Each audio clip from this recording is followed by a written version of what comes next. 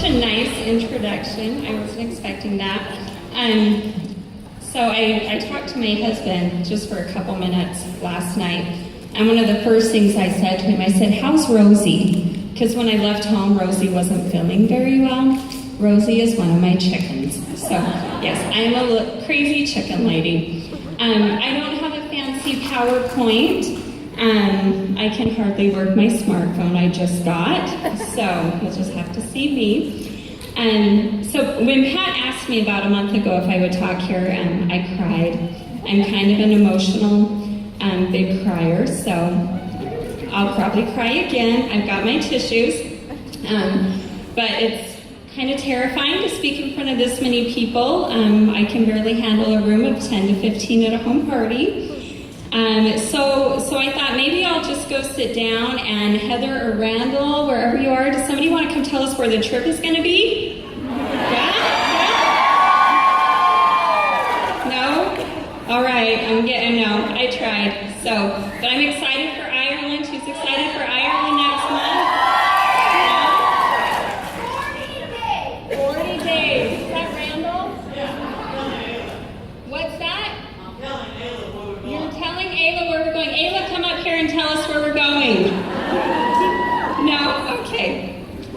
Well, so Pat wanted me to talk about my story, why I joined, why I decided to promote.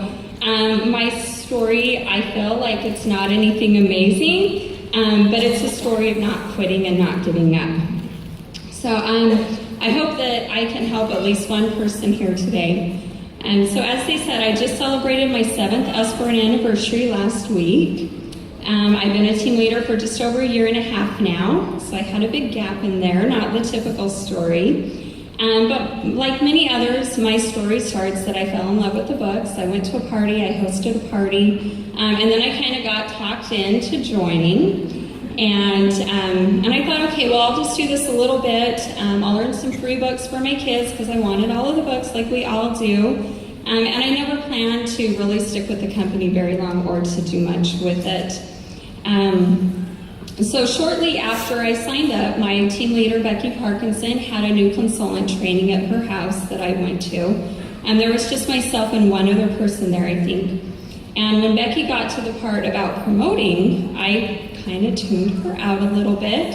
But this other gal that was there, who I don't think is still with the company, she got really excited. And she said, "So I just have to convince 5 people to do this with me?" Because back then we needed 5 success-bound recruits instead of the 3 today. And she made it sound so easy. And I remember thinking, oh my gosh, that's impossible to get 5 people. But hey, if it happens, that would be really cool. But it wasn't anything that I cared to make happen. It wasn't, just wasn't in my plan. So I went on my way. I did hit Success Bound to get the extra bonuses, and just did a party here and there. After a while, I had a baby, and I didn't do anything for a full 9 months. Then I started doing a little bit more here and there again. We moved.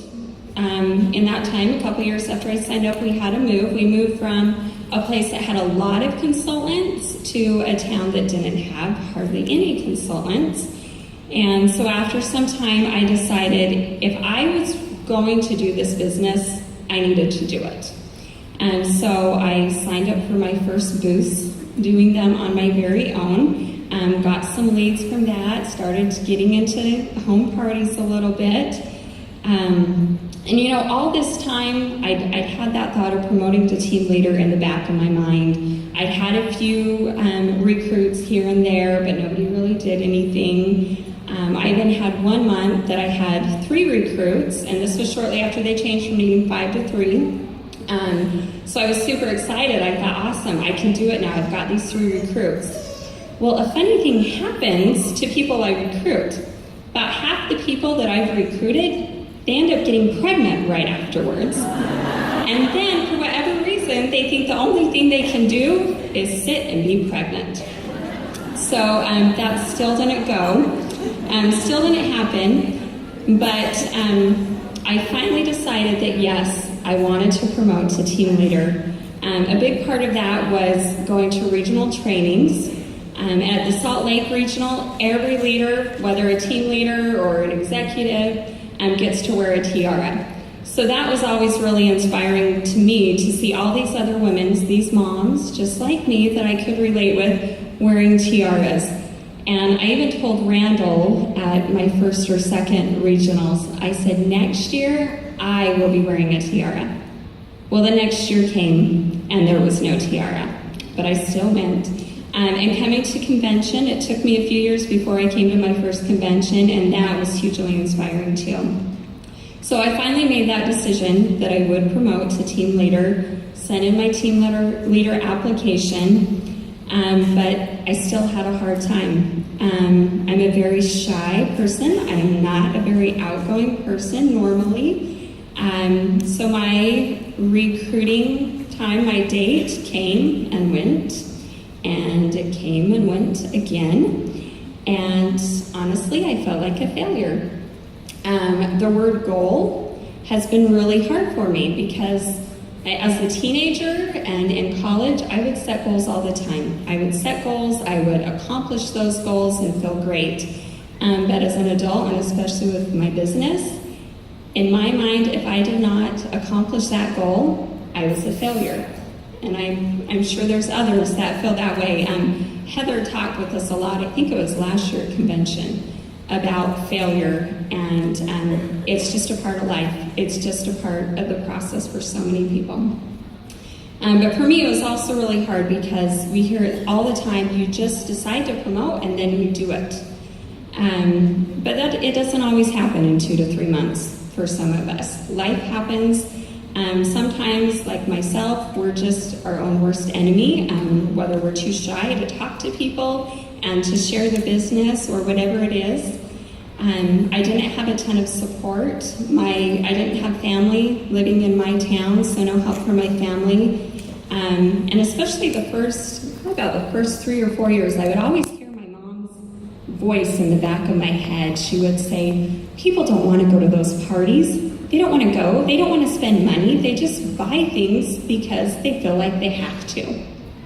But I finally got to realize, when people come and they buy $100 worth of books, they're not doing that because they feel like they have to. They do it because they want to.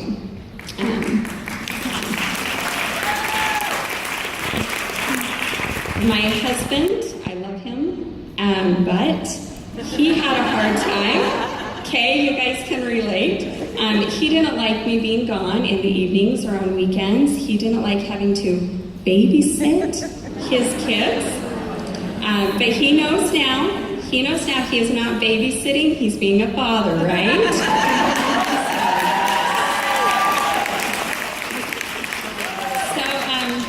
Eventually, slowly, I got there.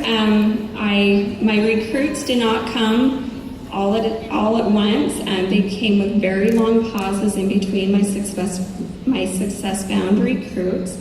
I have a team leader now who's just amazing, and I tell my other Aussie buddies, everybody needs a Carly. It's true. So, yes. But I'm super excited for my team now, the growth that we're having. It's just amazing to me. So for those of you who may be in the position that I am, that promoting just wasn't happening for whatever reason, maybe you're ready to take the plunge now and commit to promoting to team leader. Maybe you've been working on it, maybe you have been a team leader and you're not now for whatever reason. But I have some suggestions to try and help you. And I tried to keep this to 5, but it's a little more than that. First of all, you need to get out of your comfort zone. There is a graphic that one of my team members shared on our Facebook page that right here is where the magic happens. Right here is your comfort zone. Over here is where the magic happens, and you have to get out of your comfort zone to make that happen, to grow and expand. So get out of your comfort zone and do things that scare you. Second of all, be consistent. We've heard about that today, but consistency in working your business will help it to grow. Listen to your team leader. When she tells you that you need to get 6 to 8 parties or events on your calendar, listen to her and do that. She's there to help you. She wants to see you succeed as much as you do, if not more sometimes. Let her help you tweak things. Like I said, the word goal was really hard for me. It was kind of a 4-letter word. So my team leader, Becky Parkinson, we tweaked that so that we just talk about, okay, what can you work on this week?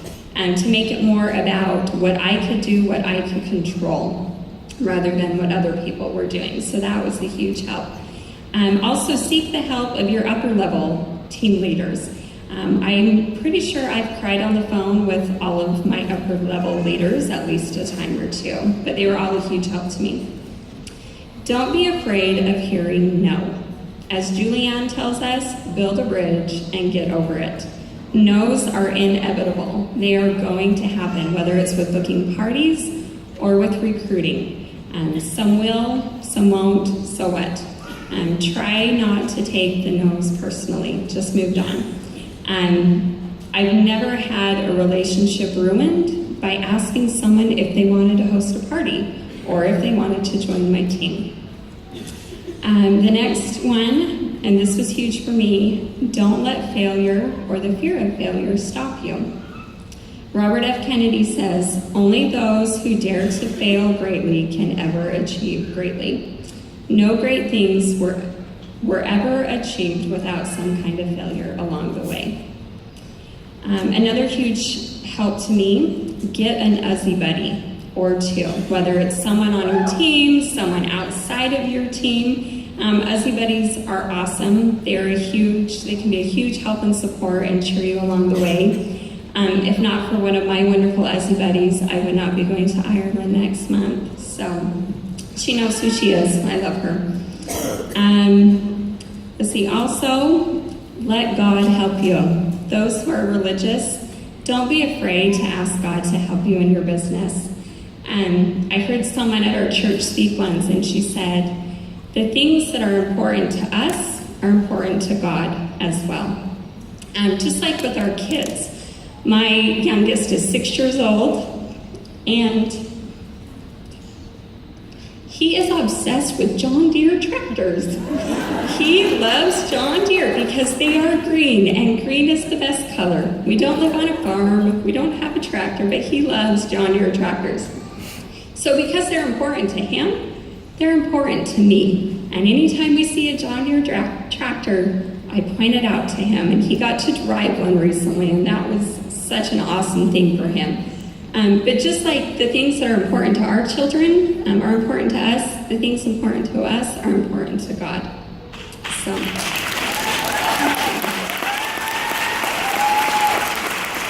And I don't know why that took me a long time to realize that, but let him help you in your business.